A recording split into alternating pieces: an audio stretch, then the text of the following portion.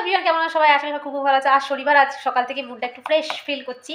তো আজ সকালবেলা ঘুম থেকে আমার দুটো মেয়েকে দেখে আমার হঠাৎ করে একটা কথা মনে পড়লো আর খুব হাসি পেলো মনে মনে।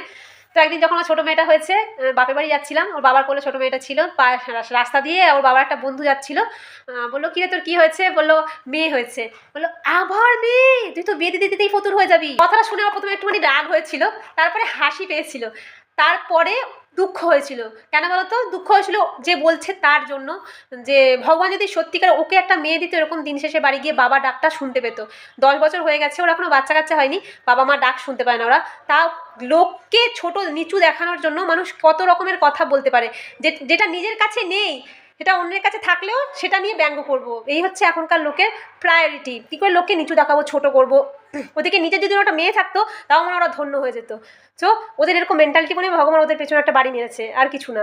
তো দিন শেষে সবার ভালো হচ্ছে, সবাই যেন ভালো থাকে, এটাই কামনা করো।